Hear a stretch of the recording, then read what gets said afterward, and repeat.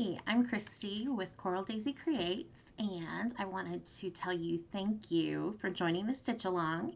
This is the last video of the September Stitch Along, and tonight we're going to go over how to complete your project and finish your hoop if you decide to put it in a hoop. We'll also talk about a couple other different options that you could use if you chose.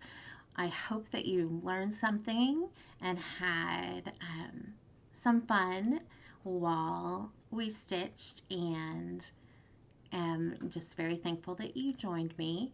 The next Stitch Along will release on Monday, October 10th, and the actual Stitch Along will begin on October 24th.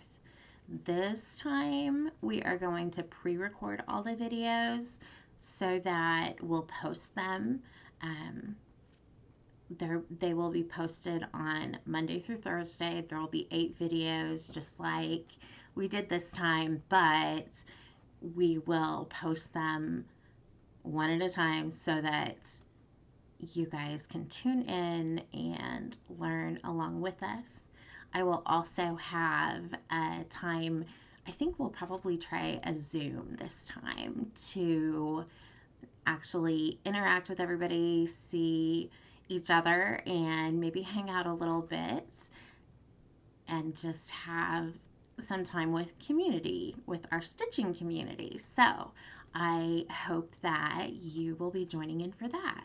We have more slow stitching kits on the way, more embroidery kits on the way, and so many exciting things in the works. I'm so thankful you joined us again and hope that we'll see you soon. For now, stay tuned for how to finish your stitch along kit. All right, as we're talking about finishing a hoop or finishing a project, the first thing we'll go over is how to do this if you are finishing a hoop. Now, there are a few different ways to do this, but I am going to show you my preferred way and how I typically do it. I just have always stuck with this. So you're going to take your hoop, actually backing up. The first thing you want to do is press your piece.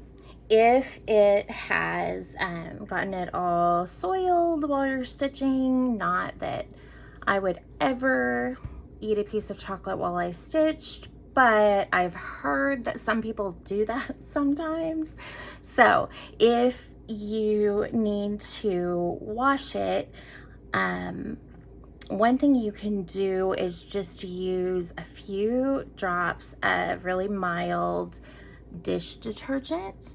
So just soak it in cool water with a few drops of detergent for not terribly long, maybe 30 minutes even is typically enough to make a difference. The big thing then when you're done is you want to be careful as you're taking the water out of your fabric. So I still have a needle on the back of this. How pathetic is that? Mom was scolding me yesterday because I was ironing something with a needle in it. And I was like, Mom, I'm always ironing something that has a needle still attached. So now you know. Anyway, when you have your stitching, especially if you like it thick and chunky like I do, you want to be pretty gentle when you're pressing and when you are, once you're done soaking your fabric, you want to be careful how you get the water out of it so that you don't mess up the stitches. So,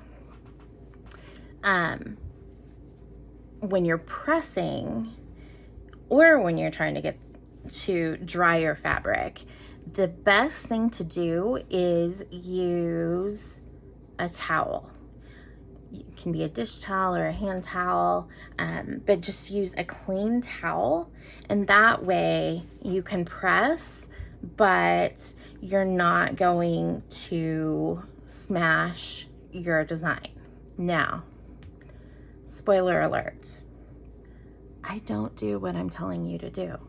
I am bad about it and will just press away because I'm just kind of, I guess, an obsessive presser. And I'm obsessive about a lot of things. So you can kind of tell here, my chain stitching is much more flat because it's had the life pressed out of it. It always looks nicer if it doesn't, so that's why you would want to use a towel when you're pressing. So I think probably I would take your towel. Of course, I do not have a towel with me. Okay, we're gonna pretend this is your towel. So if you've got your terry cloth towel, I would say terry cloth because it's got a little more body to it. So you're going to take your piece, put the towel on your ironing board, and then turn the piece upside down and press it from the back. That way you're not completely pressing the life out of it like I did. So don't be like me and do it that way. Now, after that's pressing, if you are, after you've cleaned your fabric, you will need to get the water out. You do not want to twist and wring it. You want to be really gentle with it. So I recommend having a couple hand-sized towels nearby, clean, because you don't want to get the freshly washed fabric dirty. So you're going to take out the wet fabric. I mean, you can gently wring water out, but you really don't want to, you know, go crazy and be doing it like, you know, you don't want to go nuts like that. Not a good idea. So you're going to use your hand towels, and I recommend just laying it and even just rolling it up. That way, if you roll it up like this in the towel, remember this isn't really a piece of fabric, it's a pretend towel. Then you can kind of press it this way just with your hands and get some of that excess water out. I typically do it a couple times until my towel is pretty wet, and then we'll go ahead and just lay it on the counter to dry overnight usually. That is definitely the way I typically do it. I will say you will be surprised how much, if it's something you've worked on a lot or has taken a while, you will be surprised how much brighter something is once you wash it. So I'm a sucker for washing things if they've been hanging around a long time. The other thing for me is that I tend to use a lot of vintage fabrics, and those definitely I wash and soak and all the things, but that's a whole nother story. So you're going to have your clean piece of fabric. You want to press it the way I said, not the way I do. And then you are going to want to determine where you want the hoop to go. Okay, so you're going to place the outer side, flip it over, and then just press it down and put your project in the hoop like you would if you were just going to stitch. You then want to tighten it. It doesn't have to be as tight as you might like it to stitch.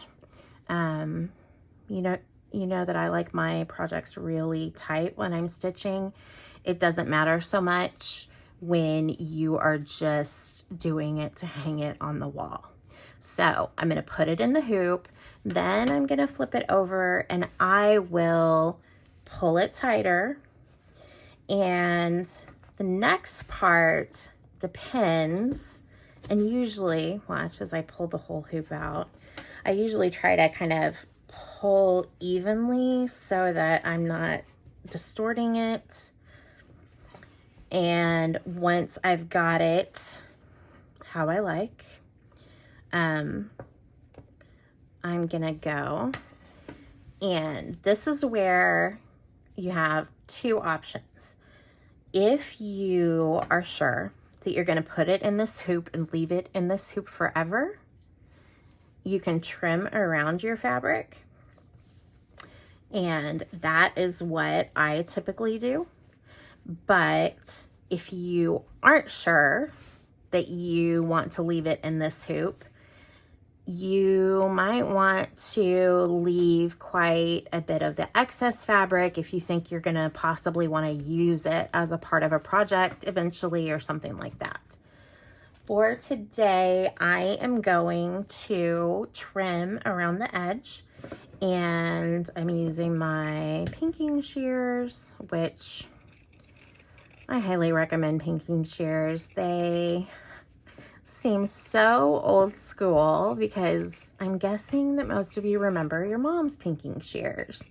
And for me as a kid, in the days before decorative scissors, this was the coolest thing ever. And I just like the sound. Obviously, I'm strange. We know this. So I'm just going to trim evenly around the fabric. If I had more fabric, I would leave more space just because then it makes the final part that we're going to do a little easier if your fabric is bigger.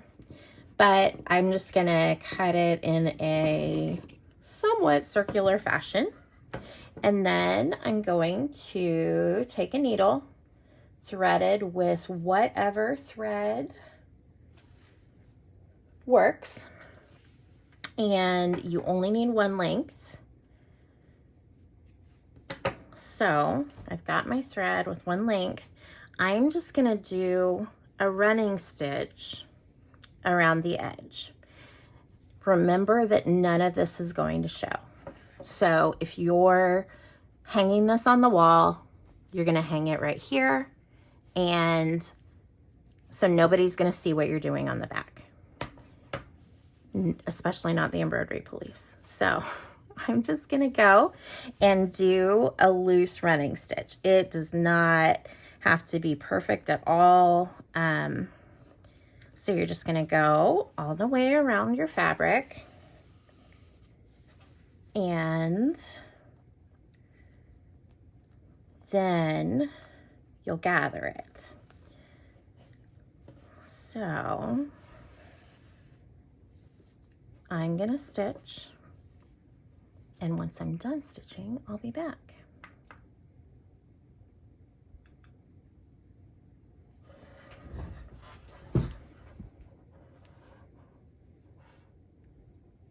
Okay, so I'm almost done with stitching all the way around.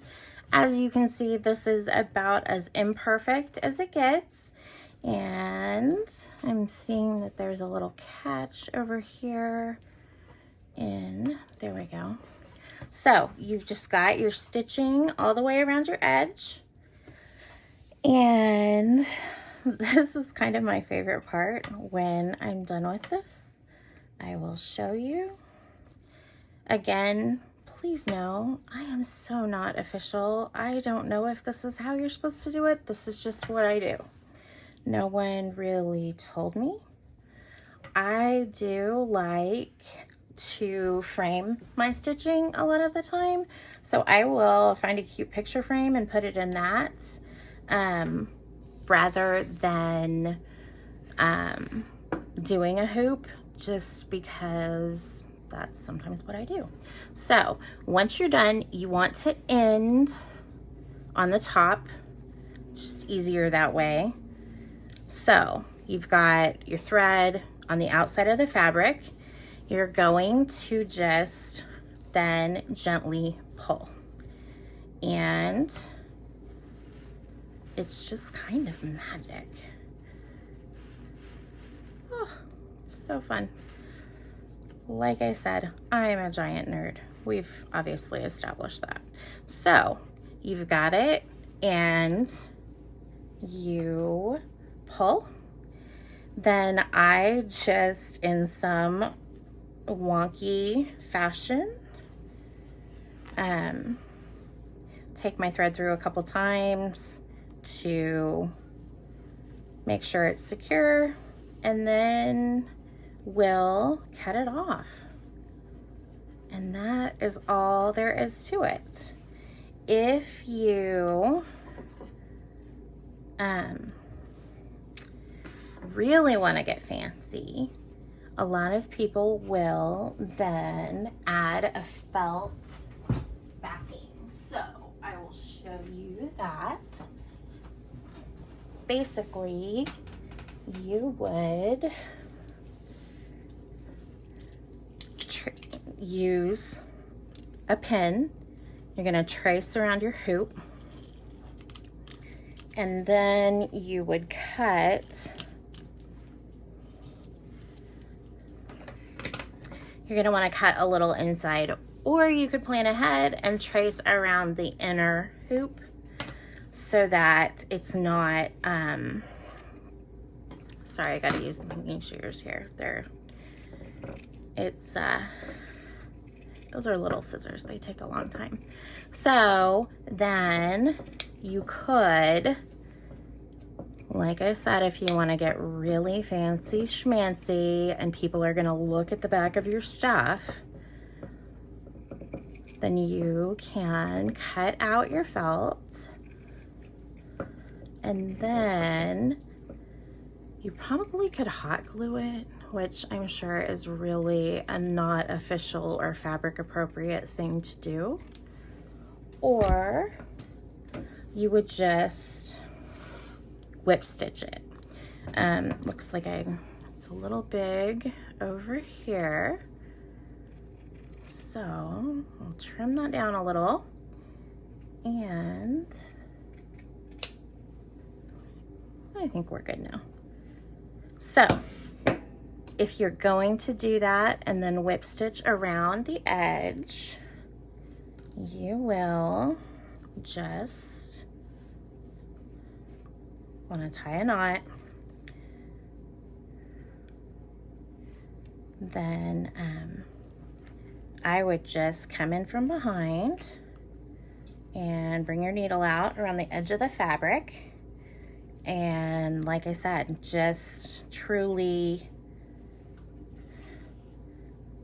just do little stitches like this around the edge. And that then would be how you would want to go ahead and secure the felt backing. Some people sign their work, which is probably really a good thing to do.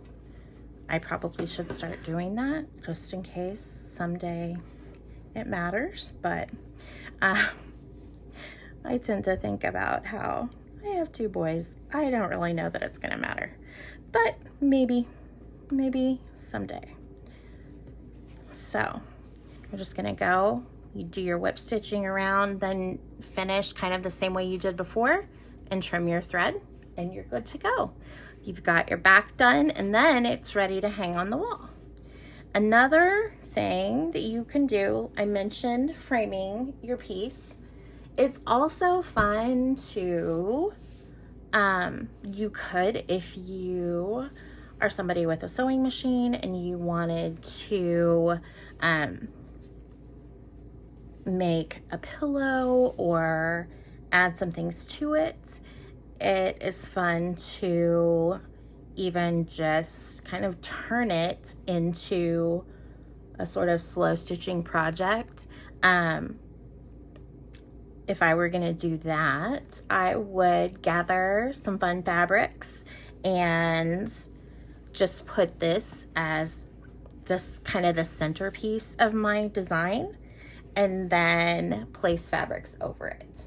So I would do, here, I've got things for the slow stitching kit right here, so I can kind of give you an example. So if you are doing this and you'd want your fabric that you're gonna stitch everything to, okay? So say this is my overall piece. I'm gonna put this here, and I would plan on maybe this is being the like the edge, which a lot of times I don't finish. So I then just start moving stuff around and placing it on the fabric. Obviously, I tend to have a color scheme, as you can see, because this is the current thing I was working on.